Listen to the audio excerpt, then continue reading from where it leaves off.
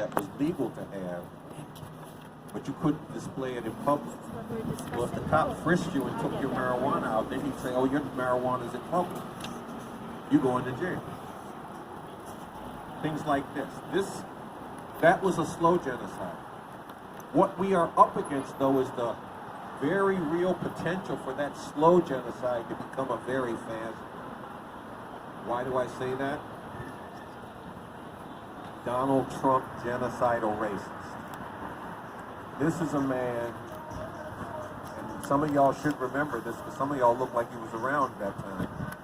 When the Central Park Five got arrested, he put full-page ads in the paper, bring back the death penalty, so we can lynch these dudes. That was the point, so we can execute them. And this was before the trial. This was before there was anything about who was guilty and who wasn't. If you paid close attention to the trial, you could also see this was a frame-up. These children, because they was like 14, 15, and 16, were coerced to dime on each other and then told, well, you got to throw yourself in there too. So you had these confessions which didn't exactly fit the crime. But on top of all that, the police had DNA evidence. They knew none of those children had touched this woman.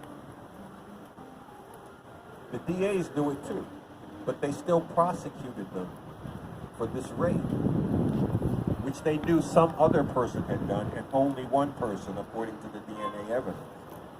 But they served their time before that got brought out. What did Donald Trump say when he found out their innocence? They should still be in jail. He still thinks they're guilty. He don't care about no evidence. And then when somebody said, but the DNA says they didn't do it. And he said, well, what were they doing in the park at night anyway? They must have been committing some crime. But then it gets even clearer than that, because about 10 days ago, Donald Trump was up in Kenosha, Michigan, or what? Kenosha, Wisconsin. Or was that last week? About 10 days ago. And he went there to congratulate law enforcement on what a good job they're doing, which is another clue about this genocidal racist thing. Because I see the videos of police brutalizing and murdering people. And almost always, but not exclusively, black or brown people. I'm not going to congratulate people on doing a fine job if they're shooting somebody in the back 7 times as they're trying to get in the car that their little children are in. That's not a fine job. I'm not going to congratulate them on that. But that's what Donald Trump went there to do. In doing that, he stood next to the county sheriff. The county sheriff of Kenosha, Wisconsin, said 2 years ago, when he arrested some black people who were charged with shoplifting, he said people like this should be locked up in warehouses. We should keep them there until they died off, so that they could not reproduce, so that we could get rid of this strain of people. And then after they died off, we could sell the warehouse to Amazon or make it a shopping mall. This is an important point, because what this sheriff was saying was there are certain criminal people in society, and the way we get rid of their criminal legacy is just lock them up and let them die off. In other words, let's kill a bunch of them. That is genocide. That's the man that Donald Trump stood next to and told him his police department is doing a fine job. This is what looms in the future, and I'm not talking about the distant future. I'm talking about next year, if they are successful by hook or by crook in maintaining their power, it could be hammering the final fascist nails into the coffin of democratic rights in this country. It could be hammering the final nails into an attempt to kill off large numbers of black people, one way or another. Hammering the final nails into getting Latinos back in their place, which many of them would be out of this country. And let's just throw this in the hopper. They put all those people in those camps on the border before the coronavirus. But they were still there when the coronavirus happened. The coronavirus got into those camps. A bunch of people got sick. And then they started deporting, sending them back to their country of origin. Now Trump got this shit about, he calls it the China virus. But for people in Central or South America, the coronavirus was made in USA and shipped to their country when they deported some of their people. That is also genocide. So let's really talk about this. It isn't just that there is potentially a continued slow process. There is potentially a sped up process. See, and this is something that happened in Nazi Germany. This is the last point I'm going to make. Hitler came to power in 1932 or 33.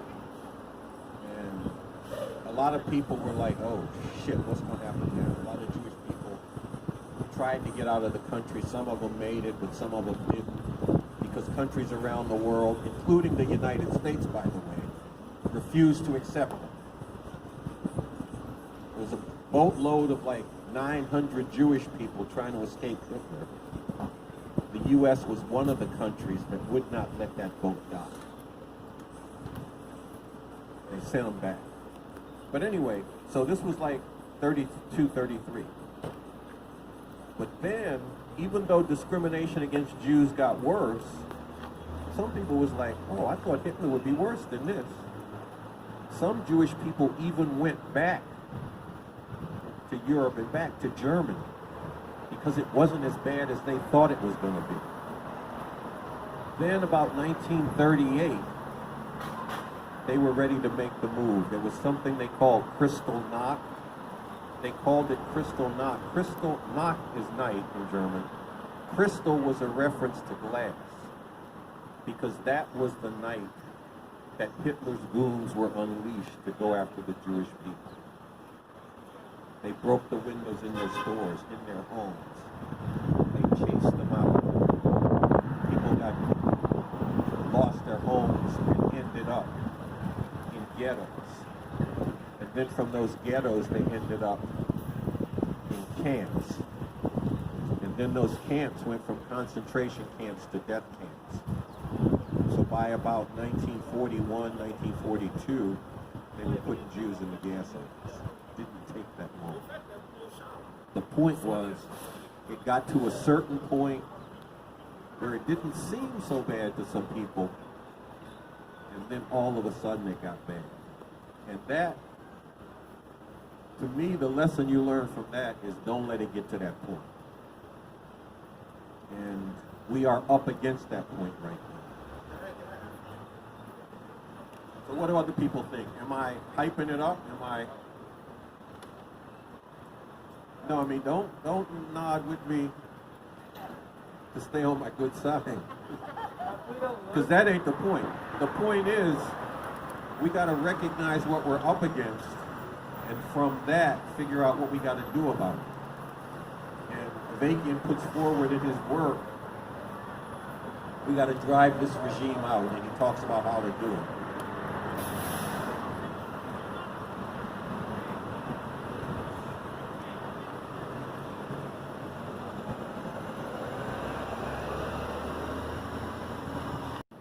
Certainly not too soon. Yeah, there's a constitutional lawyer who teaches constitutional lawyers what they should have learned in the constitutional law classes in law school. His name is John Whitehead, and when Obama was in office, he was talking about fascism. His website is Rutherford. What is it? The RutherfordInstitute.org. His name is John Whitehead. His hero is and has been for a long time Dr. Martin Luther King Jr. And in some of his videos, he wears an image. He wears a T-shirt with an image of Dr. Martin Luther King Jr.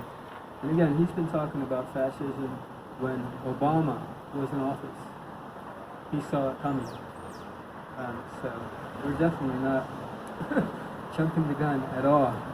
And we need to act quickly and do everything we can to stop this from happening.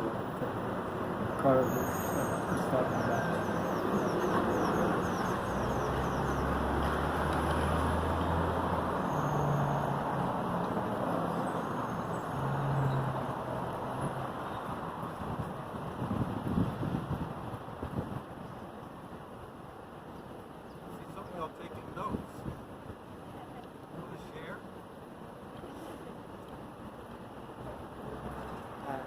Thank you. My name is Brooks Cerda, and I think we need to focus on solutions. And for me, the solution is to support leftist governments, like the new government in Argentina, Alberto Fernandez, who is more like center-left. It's not really much. The same thing in Dominican Republic with Luis Abinader. He's center and a little bit left, and we need to pressure them into doing more internationally organizing, voting in the United Nations, for the people. I am Mexican. We are blessed with having the best president in the world, López Obrador. And he's doing great things, but we feel very alone. The media is just attacking us, the Washington Post, the Wall Street Journal, every week. And, nobody contests all these lies against our government, which is a totally leftist government. He's done tremendously so much stuff for people, especially indigenous nations. So, but we have no platform still. Just a couple of weeks ago, the United States ordered YouTube to remove all Venezuela YouTube channels, Venezolana de Televisión, VTV. So I'm talking about it was since 2007. So we're talking about hundreds of thousands of videos, live streams, everything has been erased. It's been silenced. I watch a lot of Venezuelan television, and I see Telesur more and more being lukewarm. Telesur is really not addressing a lot of stuff. The same with Russia TV, it's getting more and more shy into exposing. So we're getting cornered. So this mediatic silence terrified me. Terrified me because just 2 days ago on 9/11, it's been we commemorated 47 years since the coup d'etat in Chile that killed Salvador Allende. Is this thing on? Because okay. So it is like terrifying how in I think it was 1979 when they killed him. There was no press, no nothing. They just went and got him out of the way to put Pinochet, who was a genocidal maniac, who just ever since then Latin America it's horrible. I mean, like they don't want migration, but these people have nothing to eat, and we know Latin America is a blessed land. We have everything to make money with. Even beautiful beaches for tourism, everything have been destroyed. All the infrastructure, everything that we can feed our people with has been, watered down, so we're not really producing much. So that's just like my solution, you know. If you see something, question these newspapers, you know, especially the LA Times, which is a fascist media. I mean, most of them are, you know, they're just sold out. In 2016, they said it was going to be with us, the media. And now it's just like, you know, they say, Mr. President, President Trump, you know, it's like, you know, like nothing, like nothing. We're just bending over and taking it. So I'm sorry that I get so angry, but you know, you are right on point. This is a recipe for disaster. Thank you. Who get the mic back? Oh. Thank you.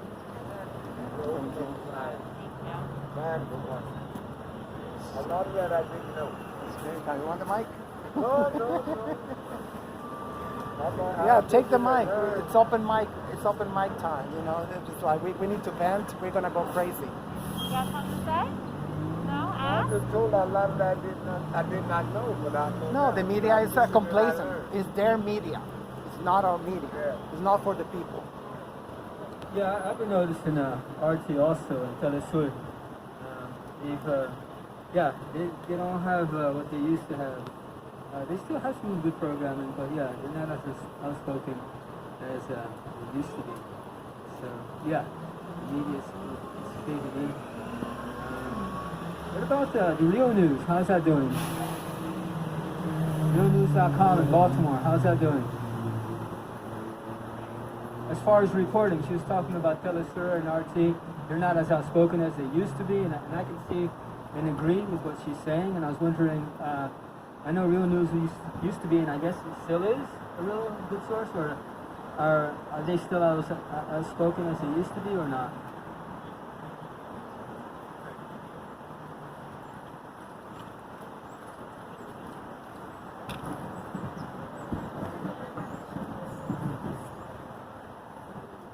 All right, I guess, look, I want to get into this question of genocide.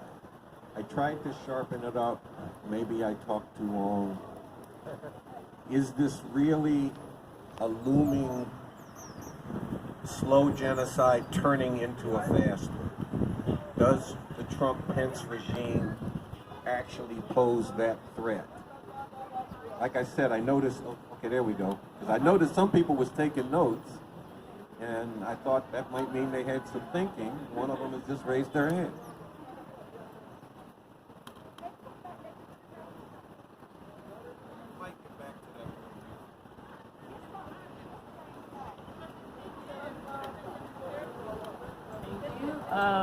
I'm sorry, I just get really nervous when it comes to talking in front of other people, but when it comes to the genocidal statement, I think it's slowly in act, but it's more under wraps where we don't see it as much.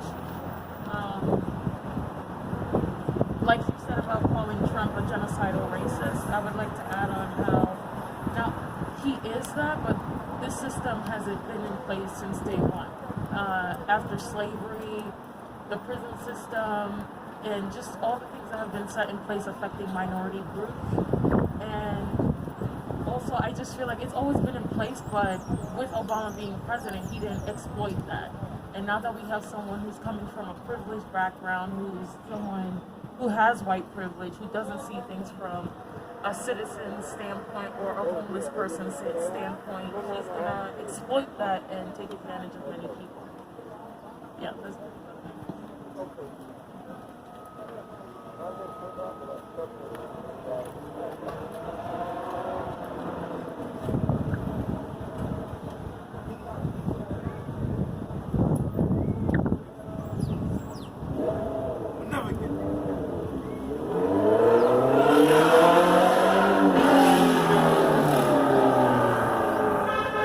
country too. And that's also, like you said, it didn't start with Trump. This didn't start with COVID. Just like the inequalities in the healthcare system in general. I forget the exact statistic, but an African American woman is much more likely to die in childbirth than basically any other race. And then also people of color are more likely to have things that are perfectly preventable, like diabetes, hypertension. and treatable also. Look, we came here today to get into a discussion around this. And I really appreciate people having their say, but don't just have it and then stop. Now, we can go one of two ways. I have a question I could add in, and we could get in, see if that gets anything going. Or, this is a 10-part series. We have 2 more parts for this series. We could play those 2 parts and then continue our discussion. So, play those 2 parts? Okay. Yeah, we was in there. We're going to play 4 and 5.